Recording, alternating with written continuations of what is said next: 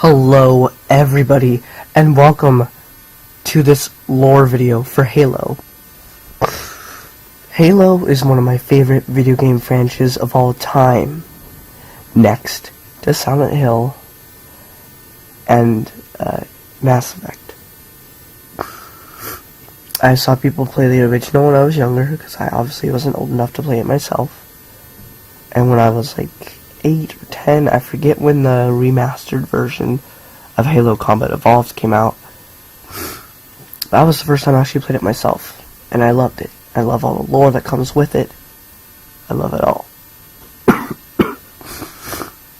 Now I do have to say, as a disclaimer, the video that you're about to see is not mine. It does not belong to me. I had no part in making it. I don't deserve any credit. Some people might find it cheesy, but I found it very informative. And they made it seem like it was actually, like, history, which I kinda liked. Now, the channel that this comes from is inactive, but I know the person who originally had this channel now has new channels which are active.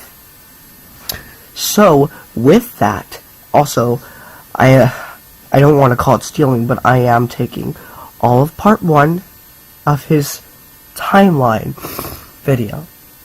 That is what you'll be seeing after this little intro section. Part 2, if you're really interested after this video, then you will go check in the description below for the second part of the video, and also I'm leaving a link in the description to the 2 channels that the man is currently using actively. So please, please, please, please go check this guy out in the description. Go subscribe, go give him love, go give him all your support. I, of course, have not actually asked this man if this is okay. I will take this video down if he's not happy about it. But until then, enjoy the video. But remember, this is all his. So give him the love he deserves, and go subscribe to the channel. Remember, if you end up liking this video and you check out part 2 of his video, the channel that video is on is not his current channel. So make sure, if you do like this video and you check out part 2, you come back to this video for a link in the description to the channels that he currently uses and is active on. So that's it, guys. Thank you all so much for listening, and enjoy the video. I really enjoyed it the first time I watched it, and I hope you guys do too. Hope it gets you a little bit more informed to the Halo universe, and see you next time. Greetings, fellow citizens. I'm Agent G of the G-Force.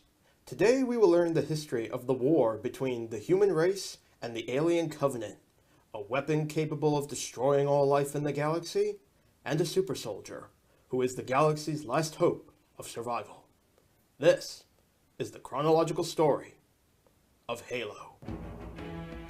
Originally debuting on the Xbox in 2001, Halo was an epic hit, and over the years spawned 2 sequels, with one for the Xbox and one for the next console, Xbox 360, including a re-release anniversary edition of the first game with updated graphics. There are also various spin-off games, novels, comic books, an animated film, and more, creating an expanded Halo universe. As there are many stories and tie-ins to the overall story, we will be keeping it simplified, and will be starting off in chronological order with the film Halo Legends, followed by the 2 spin-off games, Halo Wars and Halo Reach, following up with the 2 main entries, Halo Combat Evolved, Halo 2, the spin-off tie-in Halo 3 ODST, progressing to Halo 3, and finally, Halo Spartan Assault. Now, as Halo Legends stories are various with some uncertain exact time placements, the film will be spread out in the timeline, attempting to stay true in chronological order. Lastly, Halo 4, for the time being, is excluded from the timeline, as it is a new story arc in motion, and odd one out from Halo Legends will be excluded, as it is non-canon to the story. Hey!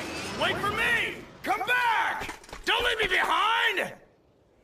Now, before we get started, as I am uncertain what happened prior to the humans' discovery of the Halo rings, I brought in fellow contact Dexter Finch, who can provide his knowledge of the early days of the Human Covenant War. It's good to have you here, Dex. It's good to be here, Agent G. Please, call me Gilbert. There's no need for formalities. We've known each other for a long time. That is true. Well, shall I leave you to explain to our good citizens about what happened prior to the Halo incident? Why, certainly, Gil. Let's begin with the first story in the Halo universe, known as the Duel. Taking place sometime after the year 2142, an arbiter named Fal Shivami is charged with heresy by a high prophet who refuses to accept the Covenant religion. By order of the prophet, Haka plans to find a way to bring Fal down. After dreaming about the meeting with the prophet, Han, Fal's wife, asks him what it was that was troubling him. Fal then tells her that she would leave for a while, but she refuses as she wanted to stay by his side with his wife. While training warriors, Fal is approached by his close friend Ro, who tries to convince him that the Covenant has only done good, and that by rejecting the Great Journey, he will surely be stripped of his rank as the Arbiter. However, Fal does not take heed to his friend's warning, saying that the Covenant will try to take him down by any means necessary. Under the orders of the High Prophet, Haka and Ro invade Fal's home and murder Han while he was away. Fal soon returns home to discover the bodies of his friend and Han, and is then provoked to face Haka in a fight, which was planned by the Prophet.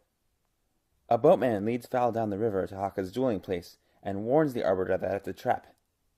But Fal ignores this and stumbles upon a few of Haka's personal guards, who are quickly killed. Later on his quest, he continues to fight off an army of enemies using only his single energy sword. After cutting through waves of Covenant forces, his sword is rendered useless when its battery is depleted, so he recovers 2 swords from a pair of recently deceased enemies. Eventually 3 massive hunters, 2 ghosts, and a wraith then begin to bombard Fal at once. However, Fal annihilates the whole army. Once atop a Forerunner structure, Fal and Haka finally duel, but it's a short-lived fight, as Haka slashes Fal across the chest through his armor, mortally wounding him. But to his surprise, Fal has impaled him on his own sword. Both fall, each having killed the other, and Fal's last thoughts are of his wife, whom he had finally avenged. As a result of Fal's actions, the rank of Arbiter is stripped of its former prestige, and is given only to those who have brought shame to both themselves and the Covenant. I have a question. I have an answer. What's a Forerunner? What's a Forerunner, you ask? We'll get to that eventually. For now, let's press on with the next part of the story, known as Homecoming. Over the years, the human race is losing against the powerful might of the Covenant. To have a fighting chance and overcome the Covenant forces, a special unit of genetically altered super soldiers, known as the Spartans, are created. However, their origins are a dark one. Daisy, like all Spartans, is abducted as a child and placed into the training and augmentation program. A few weeks after the augmentations, she and 4 other Spartans hold their trainers at gunpoint before being granted permission to leave by Dr. Catherine Halsey, the creator of the Spartan II project. The Spartans escape the planet Reach and go their separate ways, with Daisy returning to her home planet of Sargasso. Upon arrival, she finds that the United Nations Space Command, or the UNSC, is already searching for her. She eludes their patrols and finds her home, where she encounters a wheelchair-bound girl whose appearance is nearly identical to hers. It is then that a Hornet approaches, with Halsey on board, and she explains that the abducted Spartans were replaced with clones to cover up the kidnappings. Halsey unsuccessfully attempts to convince Daisy to return to the training program. Instead, the confused Spartan draws her weapon and aims it at the clone. She hesitates for a while, but lowers her weapon. As she begins to leave, the clone calls out to her and gives her a small teddy bear on a chain that Daisy lost when the Office of Naval Intelligence agents abducted her. Daisy then returns to UNSC custody, and the clone dies soon after. Later, during the Harvest campaign in the Human Covenant War, Daisy, aka Spartan 023, assists several Marines that have been pinned down by enemy fire. As she assists the Marines in reaching an evacuation point, she encounters Ralph 303, a fellow escapee who is now working as a Marine. As the evacuation Pelican dropship lands and the Marines board the vessel, Daisy is impaled by Covenant needler rounds. She attempts to provide covering fire using a pistol. Unfortunately, the Pelican is completely destroyed with a fuel rod gunfire, killing everyone aboard. Daisy soon dies after from the needler rounds, and her body is later found by John 117, better known to those as the Master Chief, who places Daisy's teddy bear on a chain in her hands and continues to fight the Covenant. Now, isn't Master Chief the one who is considered the best Spartan known to man, to have accomplished great epic feats no other Spartan has and lived? Indeed he is, Gil, but his days of epic feats are down the line. Next are the events of the battle against Covenant forces in the year 2531. Halo Wars.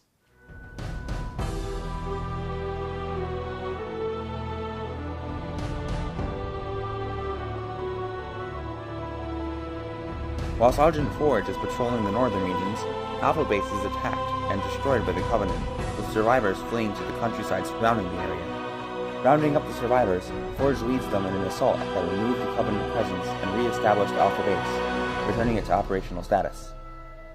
Forge then leads an assault on the relic site itself, removing the Covenant occupiers and preventing the enemy from destroying it to deny human access, and secures the site for Anders to examine it briefly before a Covenant counterattack cuts them off from Alpha Base. Tanks launched from the Spirit of Fire managed to cut through the Covenant, linking up with Forge and his Marines, and escort them back out through the relic, while forces from Alpha Base hold off the Covenant. Information gathered from the Harvest Relic shows that the Covenant have been pointed to a second UEG colony called Arcadia. Following the Covenant to Arcadia, they find that most of the orbital defense ships have either been destroyed or damaged in battle with the Covenant. Sergeant Forge and his forces deploy on the ground in order to assist the Spartans from Red Team in an effort to evacuate the civilians from Arcadia City via cargo transports. Afterward, the UNSC forces withdraw to a defensible area on the city outskirts, holding off Covenant attacks long enough for Spartan Group Omega to revive and assist in the destruction of local Covenant forces. At the same time, the Covenant have erected a large energy shield generator around the site of importance, with undiscovered ruins surrounding the area. The UNSC then deploy prototype Rhino plasma artillery to penetrate the shield and move in to examine what was of such interest to the Covenant. They then come under attack from a Super Scarab, only partially complete, and annihilating any UNSC forces in its line of sight. Eventually managing to destroy it, Anders and Forge begin documenting the area, only for the Arbiter to arrive, taking Anders prisoner and wounding Sergeant Forge, with Red Team arriving too late to assist. Rapidly heading out of the system aboard a starship, the Spirit of Fire follows, eventually emerging in orbit over a mysterious planet in an unknown location. Deploying ground forces to search for Anders, the UNSC and Covenant forces come under attack from a previously undiscovered alien organism known as the Flood.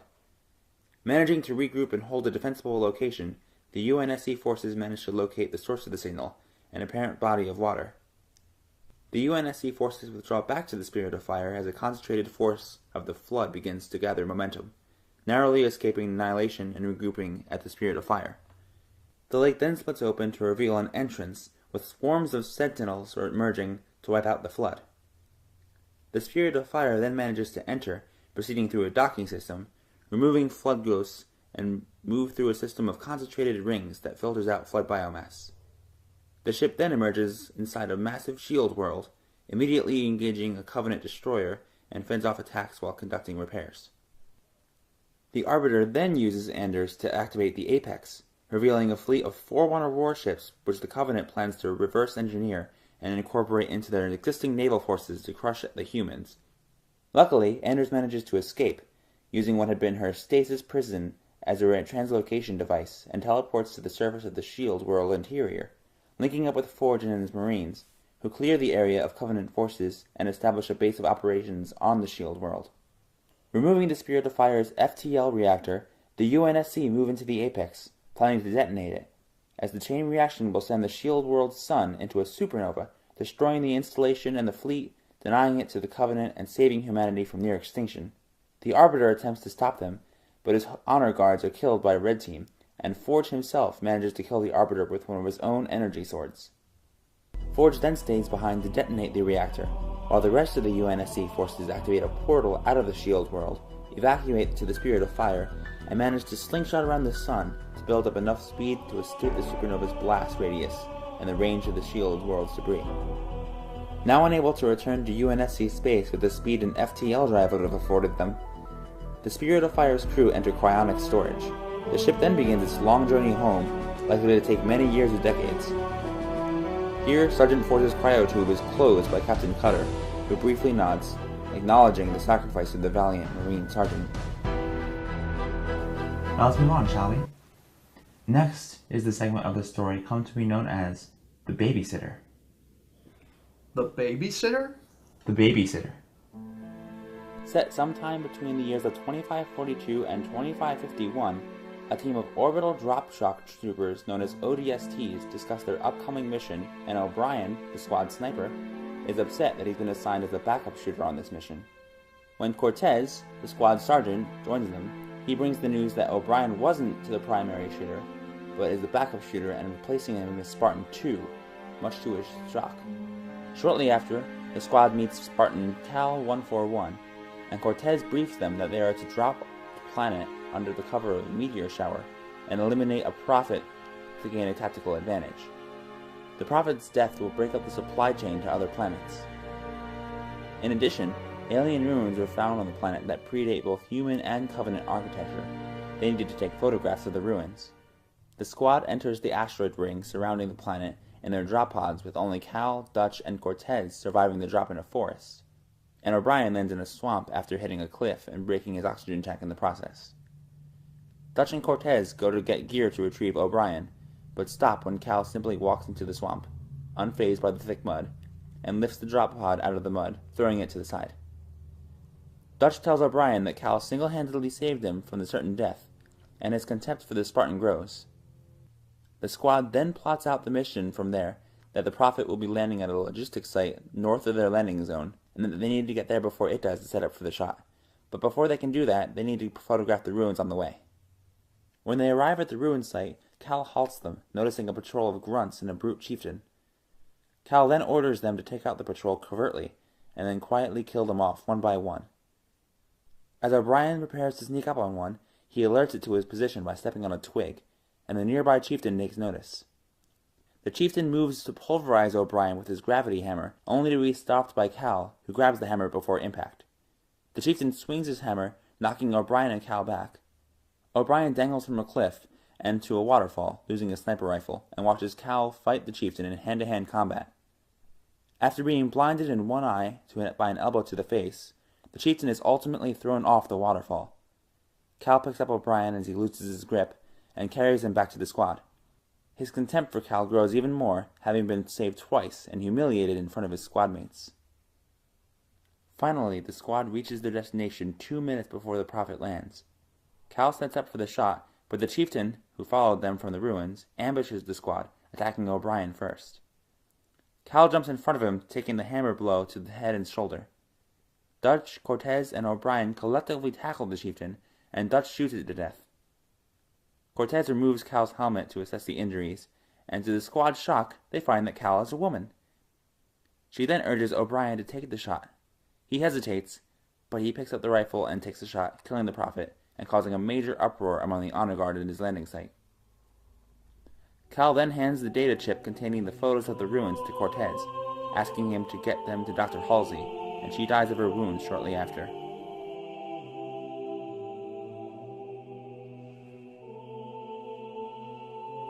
Back on the destroyer, the squad is sitting at their table, and O'Brien reflects silently on how Cal saved her life multiple times and her death.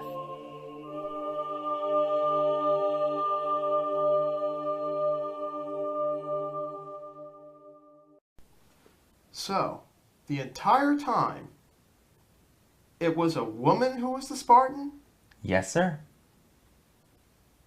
Well, I shouldn't be surprised.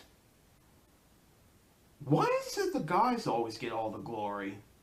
Even if you don't want to know, I'll tell you who I am. I am one of the strongest warriors in space. I am Spartan! 1337. I wasn't talking about you. How dare they ignore my awesome heroism? So next, in the year 2544, aboard an Oni stealth ship. A team of Spartans consisting of Frederick 104, Kelly 087, Solomon 069, Arthur 079, and John 117, the Master Chief, are briefed by an intelligence officer that a Covenant fleet is momentarily trapped in the system, and one of the ships is carrying an important package, which the Spartans must retrieve. The stealth craft decloaks and deploys the Spartans in booster frames, and the team makes their way past an array of plasma weaponry and attaches a scanning device to a CCS-class battlecruiser to search for the package's frequency. With success, Solomon detects the package on one of the ships. As soon as he leaves the vessel's hangar, he discovers an antimatter charge, which destroys the ship and kills him. Soon, the Spartans detect the same beacon frequency, coming from all the ships around them. This confirms that the Covenant know exactly what the commanders are after. Master Chief then deduces that the target is actually in the assault carrier flagship. Arthur is killed while trying to recover Kelly from pursuing Seraphs, and the remaining Spartans board the assault carrier and take cover inside a bubble shield. After making their way back through defenses, the Spartans are ambushed by a team of elites. Fred parries a swipe from an energy sword with a Spartan laser and kills his attacker with a combat knife, distracting Master Chief's own attacker and holding the elites off long enough for Chief and Kelly to proceed. The Supreme Commander then gives the order to detach part of the hull, hoping to leave the Spartans stranded in space, but Kelly manages to propel Chief back into the ship, but is left in the vacuum. The Chief manages to recover the package, revealed to be Dr. Catherine Elizabeth Halsey. He releases the doctor and tries to effect an escape. However, their path is blocked by Thel Lotame, who challenges John to a sword duel, giving the Spartan his other energy sword. The two then engage in a fierce duel, but the Master Chief is disarmed and defeated. At this moment, by a strange twist of fate, the shipmaster decides to detach the entire lower hull section and jump into slip space after clearing the magnetic interference, leaving the Spartans and many Covenant survivors stranded. Thel is sealed off from the Chief, cursing the Supreme Commander, and is lifted away from the soon-to-be scuttled hull. Now free of immediate Covenant danger, the two board a Covenant's escape pod, and are promptly pursued by Seraph fighters. They are soon saved by Fred and Kelly, who have captured a Seraph. The survivors are recovered by the stealth ship, which soon leaves the system. Once they are aboard, the Master Chief vows he will never let another comrade die again. So, the Master Chief is back. Does this mean we will be seeing him more often at this point? Nope, not even close. Sheesh. How many more do we have to go through before the Chief gets to have his time of glory? And where is Cortana? She hasn't even been seen yet throughout all these stories. Patience, dear Gil. We're getting there. I'll hold you to that. Later, sometime between the years of 2548 and 2549, two Marines, Ghost and an unnamed woman, take shelter in a forest on an unknown planet, surrounded by their dead comrades. The woman asks her sergeant about his call sign, Ghost, while he dispassionately treats her wounds. With her dying words, she asks him, for once in his life, to be human. The Marine's death and last words leave the usually emotionless Ghost deeply disturbed. 3 years later, the planet Algolus is under attack by the Covenant forces, and the Marines defending UNSC Weapons Research Facility T-12A are taking heavy casualties fighting Covenant air and ground forces, trying to buy time for the remaining civilians to evacuate. However, the Hades Corps of UNSC engineers refuses to retreat until all weapons and navigational data are destroyed in compliance with the Cole Protocol. As Covenant forces begin their final push toward the base, a prototype suit the Marines were sent to destroy flies out of a nearby hangar that is being piloted by Ghost, who disobeyed the Cole Protocol in an effort to help the planet's civilians and his Marines escape. Ghost single-handedly engages the Covenant forces on the ground and in the air, taking out large numbers of their forces easily in combat. In the ensuing battle, Ghost is overwhelmed by ground infantry in a full-out assault, and the suit's shielding system starts to fail. Eventually, the suit is completely disabled when a plasma grenade severs its left arm, along with Ghost's own arm inside. As Ghost struggles inside the disabled armor, he watches the escaping shuttles and recalls back to the woman Marine's death. He then admits that the moment she died in his arms, a part of him was lost that day, where he had become a ghost, a shadow surrounded by death. Just then, a countdown on the suit's HUD finishes, and the suit's system requests a voice command to activate a self-destruct function. Ghost turns to face the advancing Covenant for one last glance, and gives the voice command, "Be human." In a massive nuclear detonation, this prototype suit explodes, killing Ghost and all of the surrounding Covenant in the process. As the evacuees rendezvous with a UNSC frigate in orbit of Algolus, Ghost's commanding officer reports that the Cole Protocol has been enforced, and that all navigational data and technology prototypes have been destroyed. He then takes back his previous request for Ghost's court-martial, listing him as MIA during the heavy combat on Algolus, and further stating that Ghost had demonstrated great conduct as a Marine and human being. Are we there yet? No. You're killing me here. The human race is getting their butts handed to them. So-called epic heroes fight the good fight and die honorably. When is the Covenant going to get what's coming to them? We're almost there. But before we can, there was one story that's deeply remembered. And if not for the brave acts of heroism and sacrifice of the 6 noble Spartans, the events of the Halo incident would have never come to pass. Really? Indeed, it is a very intense story. Are you sure you can handle it? Are we talking like the Alamo intense? I'm afraid so.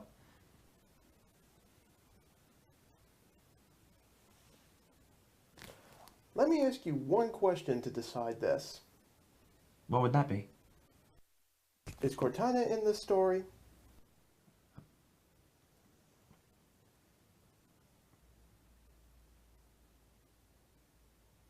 Yes. Yeah, I can handle it.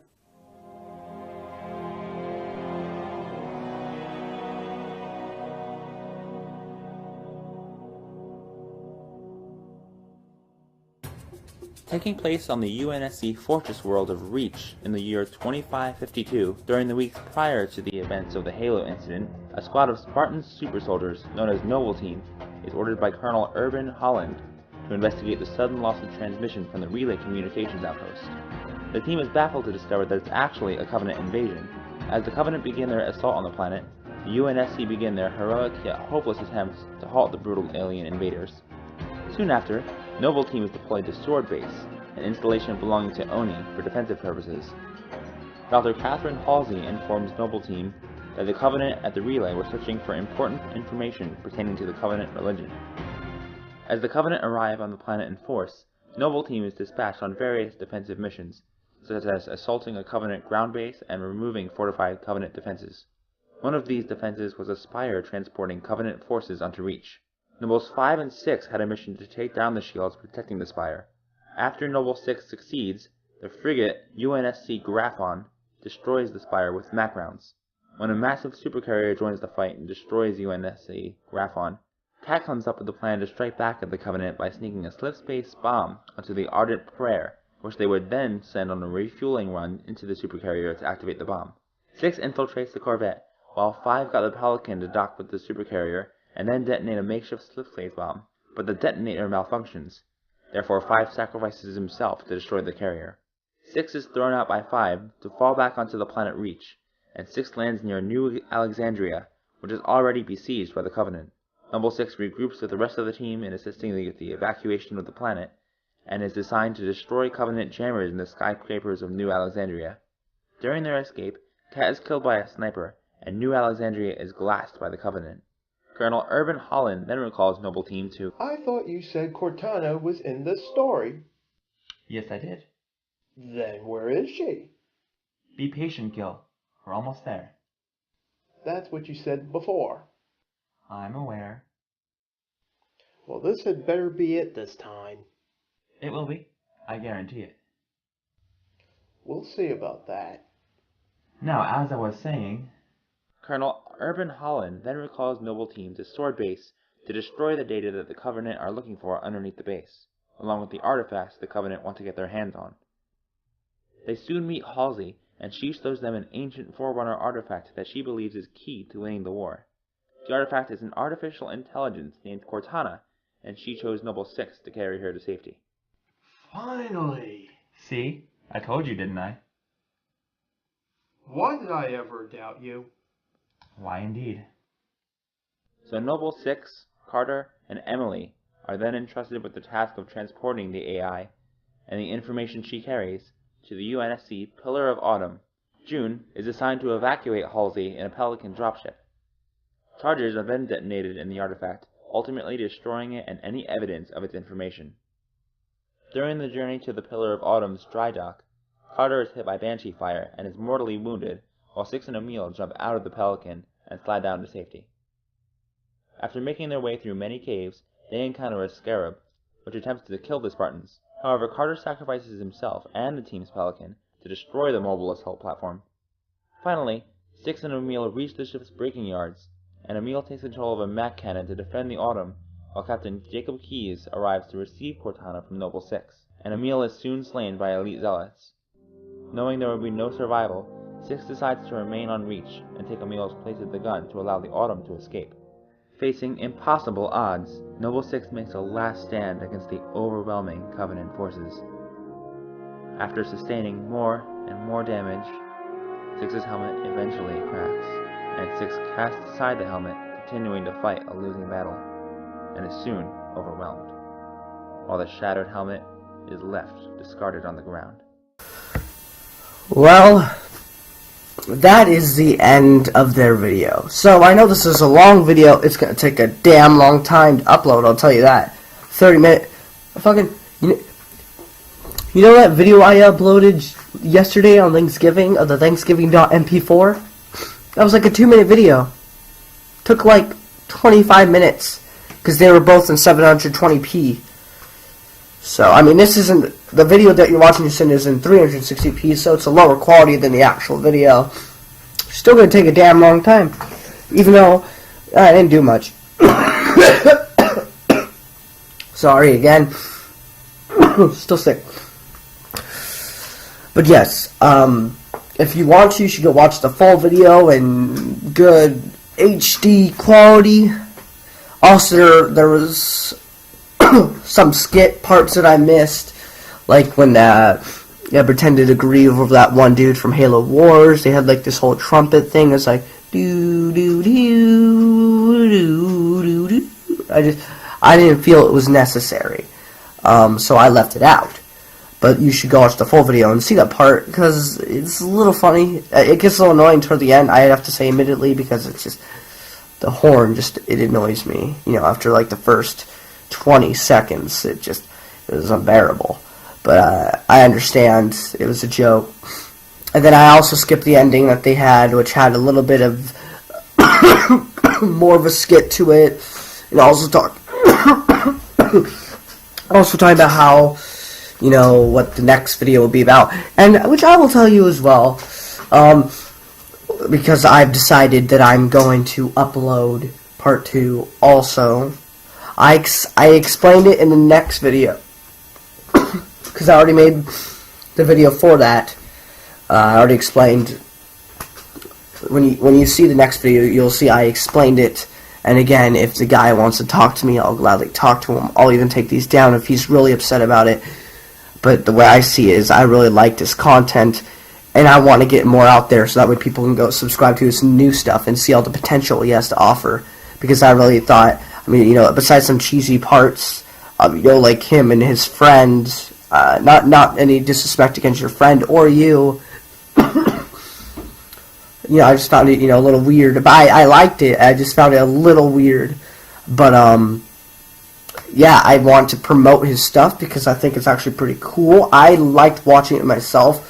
So, yes, part 2, which he made, which he should have all the credit for, which is why you should go check out his 2 new channels in the description below, is, of course, the actual Halo games. Halos 1, 2, 3, also a spin-off sort of OST, which takes place during 3, and that's basically all he's talking about. Okay, he has not made a 4 and 5 yet, which I'm going to do myself. But, yes, this is pretty much all I want to say, guys. Thank you all so much for watching. Go check out this guy in the subscription. Don't subscribe to me because of this video if you liked it, because I did absolutely nothing besides upload this. I don't deserve subs for this video. But what you can do is you can go click on my channel, go check out the other things that I've actually done myself and actually worked on myself, and if you like that stuff, then go subscribe to me. But don't subscribe to me because of this video, because I had absolutely nothing to do with this video, and I don't deserve it. But go check out my other stuff, see if you like that, and if you do, maybe go see about subscribing. Maybe, maybe not. I don't know. Anyway, it's pretty much all to say, guys. Thank you guys so much for watching. Love you guys, and I will see you in the next video. Bye-bye.